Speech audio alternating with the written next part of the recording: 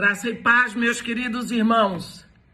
Nesse momento, nós vamos começar um estudo que vai demorar por alguns dias, porque eu tenho recebido muito pedido para colocar mensagens sobre o livro de Apocalipse. Então, hoje nós começamos e vai ser uma pregação um pouco maior, que eu vou tentar fazer no mínimo em 20 minutos. A palavra Apocalipse, muitas pessoas confundem e acham que é alguma coisa fantasmagórica.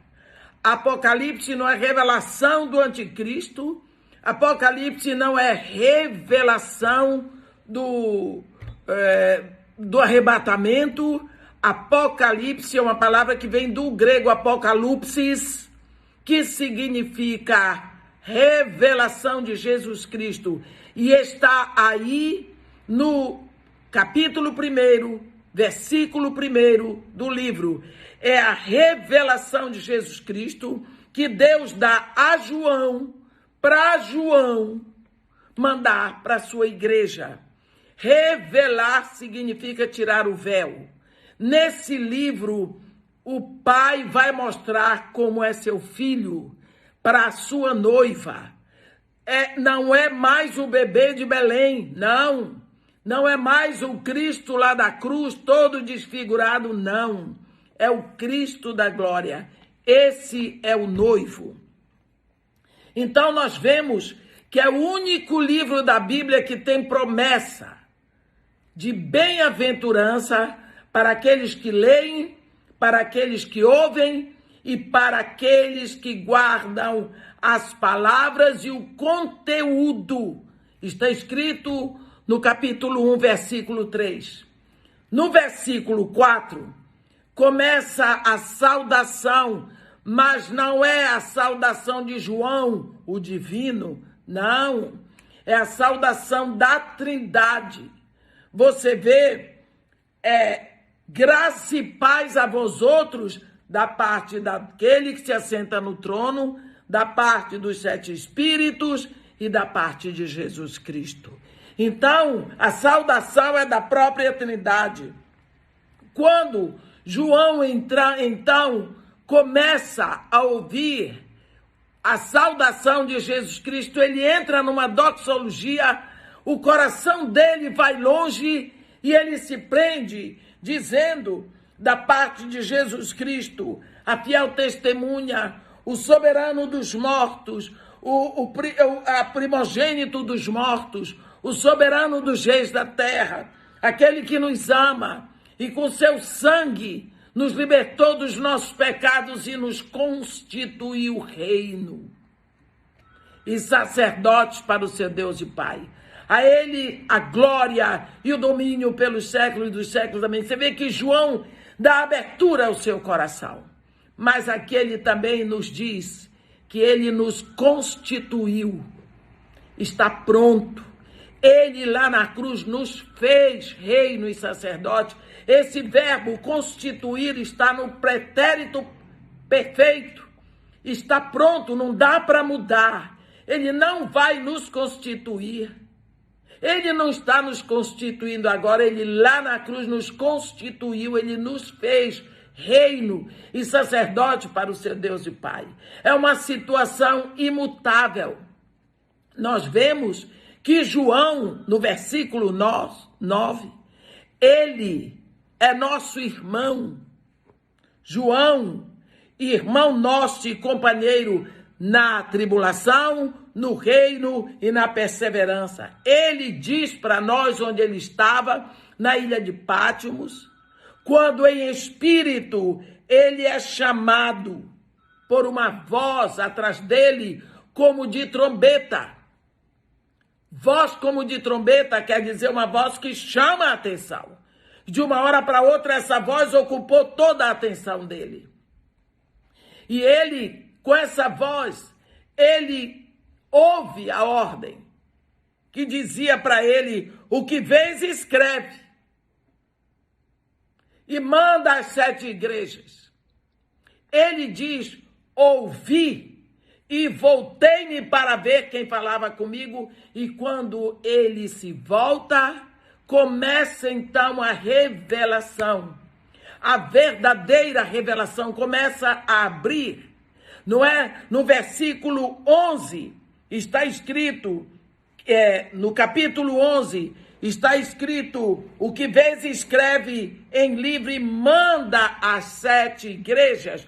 Nós sabemos que ali na Ásia Menor existiam mais de 10 cidades, mas aqui são separadas 7 igrejas: de Éfeso, Esmirna, Pérgamo, Tiátira, Sardes, Filadélfia e Laodiceia.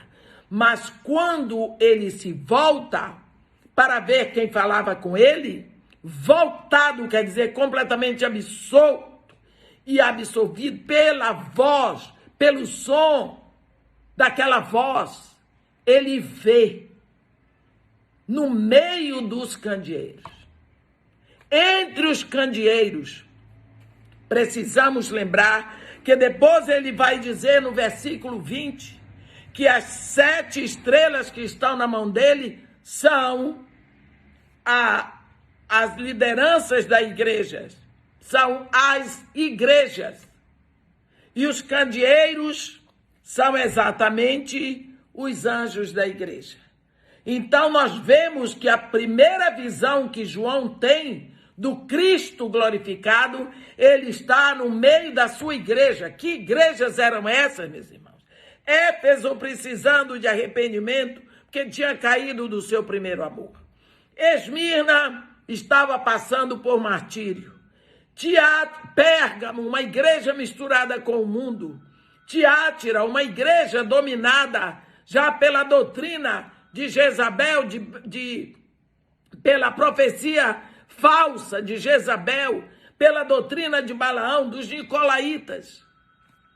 Tiátira, Sardes, uma igreja com uma pompa, uma igreja que queria mostrar para o mundo que ela era santa, mas ela tinha fama de vida, mas tudo ali que Jesus viu foi morte, um caixão de defunto. Por quê? O salário do pecado é morte. Estava lá a igreja morta, com uma pompa de maravilhas. E depois dela vem Filadélfia, uma igreja apaixonada, uma igreja em busca de santificação, uma igreja missionária, mas uma igreja que não tinha o poder financeiro, que estava lutando para levar o evangelho ali no Vale do Licos. E então vem Laodiceia, a igreja balofa, a igreja gorda, a noiva indiferente, aquela noiva que diz assim: eu sou rico, abastado, não preciso de nada. E Jesus diz para ela: nem sabe que tu és infeliz, miserável, pobre, cego, nu. Essa é a igreja que nem ouve a voz dele clamando: eis que estou à porta e bato. Se alguém ouvir a minha voz, nem ouvem, porque não têm os ouvidos voltados para ele. Estão muito ocupados nas suas aplicações financeiras, nos seus programas de como trazer mais gente para entregar dízimo, nos seus eventos. Estão muito ocupados que nem ouvem a voz do Senhor que está do lado de fora, dizendo: ei, será que alguém ouve a minha voz e me convida? Porque pode até ouvir a voz, mas não convida. Que igreja é essa que nem sente falta do noivo e não ouve a sua voz, nem sente saudade? Pois é, no meio dessas igrejas, dessas situações, ele se move aí. Jesus Cristo não esqueceu sua igreja. Ele a deixou aqui na terra, mas a igreja é o corpo que foi comprado pelo seu sangue lá na cruz. Então, aqui no versículo 12 é que vai começar a verdadeira revelação. Embora Apocalipse seja a revelação de Jesus Cristo, a revelação dele, de quem ele é, começa no versículo 12. Quando ele se volta, ele vê os 7 candeeiros, ele vê a igreja E no meio dos candeeiros, nós sabemos que os candeeiros são as 7 igrejas. Ele vê nesse meio um semelhante ao Filho do Homem. Vestiduras talares, significa ele é o sumo sacerdote. Cingido à altura do peito como a cinta de ouro, ele é monarca. Cabeça e cabelos brancos como alvalã, ele é eterno. Cabelos brancos falam de eternidade. Os olhos como chamas de fogo, nada impede a sua visão. E ele purifica, ele queima o lugar onde ele olha. Os pés, semelhantes ao bronze polido, como que é refinado numa fornalha, significa que aonde ele pisa, ele possui, ele domina, ele purifica. A voz, como voz de muitas águas. Águas são nações.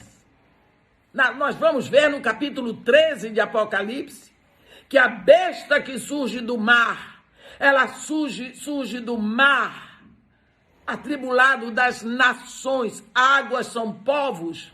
E por que a voz dele é como de muitas águas? Porque ele fala em todas as línguas, para todos os povos, para todas as tribos. A voz dele vai ser entendida por cada pessoa na terra. Tinha na mão direita as 7 estrelas. Quer dizer, toda a liderança da igreja na terra está na mão direita do Senhor. Saía-lhe da boca uma espada afinada, uma espada afiada de 2 gumes, corta dos 2 lados, de um para salvação, de outro para condenação. E ele, o rosto brilhava como na sua força. Significa que ele é um ser pré-existente, que ninguém pode olhar no seu rosto, porque ele é Deus. A Bíblia diz, João diz, quando eu o vi, caí a seus pés como morto. Por quê? João conhecia Jesus. João sempre esteve com Jesus. Ele viu Jesus pregando o evangelho, ele viu Jesus na cruz, ele viu Jesus ressuscitado, ele viu Jesus subindo aos céus. Por que ele caiu? Porque agora esse Jesus não é aquele que ele estava acostumado, é o Cristo da glória. É esse Cristo que nós precisamos enfrentar. Ele pôs sobre João a mão direita, dizendo: não temas. Eu sou, é o nome de Deus, eu sou o primeiro e o último. Aquele que vive, João, eu vivo. Eu estive morto, mas eis que vivo pelos séculos dos séculos e tenho as chaves da morte e do inferno. Quem tem a chave da morte e do inferno não é Satanás, João, sou eu. E quero te dizer mais.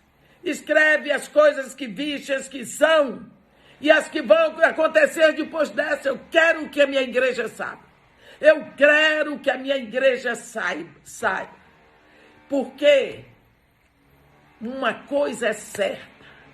Eu quero que eles estejam preparados. Porque olha o que está nas minhas mãos. O que eu tenho na minha mão direita é a liderança da igreja. O que eu tenho na minha mão direita é a minha igreja. Como eu disse, as minhas ovelhas eu tenho na minha mão, da minha mão ninguém arrebata. Mas os anjos da igreja, os candeeiros, estão ali. Minha irmã, meu irmão, aqui está o primeiro capítulo de Apocalipse, que nós estamos fazendo resumidamente, mas nem por isso podemos deixar de dar o âmago. Nesse primeiro capítulo, nós vemos que revelação de Jesus Cristo, Deus revelando o seu Filho para a noiva conhecê-lo, e não continuar pensando uma vez por ano no bebê de Belém. Pobrezinho nasceu em Belém. Não. Você nunca festejou o aniversário do seu noivo com ele de fraldas. Mas também tem mais um momento que a igreja celebra o noivo. Todo lenhado lá na cruz, quando na cruz ele não ficou. Ele venceu a morte. Eu estive morto, ele diz aqui, mas eis que estou vivo, e vivo pelos séculos dos séculos, e eu tenho a chave da morte e do inferno. Por isso fica lá quem eu quero, quem eu não tiro, porque não veio a mim. Nós precisamos saber que no momento que nós abrimos o nosso coração para estudar Apocalipse, Apocalipse não é um livro de adivinhação. Apocalipse não é um livro que causa medo. Apocalipse é o livro necessário, é uma carta que foi escrita para nós. Deus, você vai ver no capítulo 4, ele chama João, ele leva João, é o único repórter que foi ao céu para escrever uma reportagem para trazer para nós. Portanto, se Deus faz isso tudo, é porque Ele quer. Ele quer que conheçamos, para não ficarmos aí agitados, como tem tanta gente agora nesse momento, com medo desse vírus, e resistindo a essa quarentena, cheios de dúvidas, porque a ciência não está trazendo paz, nem tranquilidade para ninguém. Sabe por quê? Porque a ciência não sabe a respeito desse vírus. A ciência não tem solução a respeito deles. Ninguém sabe, cada um dá a sua opinião e entram em muitas divergências. Por quê? Porque esse vírus é uma trombeta que está tocando. E a única coisa que sabemos dele é que ele mata. E ele mata por asfixia, que é morte de maldição. A terra toda está tremendo, está agitada, a trombeta está tocando. E Deus quer que olhemos esse momento como um momento profético. Meus irmãos, Jesus Cristo diz, passarão os céus e a terra, mas a minha palavra não passará. É o momento de pararmos para pensar. E nada melhor para pensarmos do que buscarmos na palavra de Deus. Deus nos avisou, está escrito. Eu vou te mostrar as coisas que em breve hão de acontecer. As coisas estão acontecendo. Quando nós olhamos o capítulo 24 de Mateus, nós vemos o sermão profético de Jesus no Monte das Oliveiras. E a primeira coisa que ele diz, vede que ninguém vos engane. Porque aparecerão muitos em meu nome dizendo eu sou o Cristo, quer dizer, dizendo eu sou a solução. Quantos vieram aí dizendo solução? Mussolini era a solução, Bonaparte era a solução, Hitler era a solução, Lula era a solução. E quantas soluções já vieram e passaram, porque aqui tudo passa. Quando eles subiram, talvez Lula tivesse o desejo, fome zero. Eu também tenho esse desejo. Talvez quando ele disse isso, ele não estava mentindo. Ele queria mesmo. Como Hitler também queria acabar com tudo quanto é judeu. A fome continua, os judeus hão de continuar para sempre. Bonaparte queria dominar o mundo, deixou a França menor do que ele encontrou e se acabou lá numa ilha, Santa Helena. Então, meus irmãos, vamos olhar o que Deus nos diz. Vamos continuar o nosso estudo no livro de Apocalipse e amanhã faremos a continuação. Eu convido vocês a lerem hoje o capítulo 1, porque nós vamos seguindo passo a passo. E vamos andando, aproveitando essa quarentena para meditar nessa profecia, porque o fim está próximo, como diz a palavra de Deus. Amém? Que Deus nos abençoe e nos guarde, que faça resplandecer o seu rosto sobre nós e tenha misericórdia de todos nós, de cada um. Amém.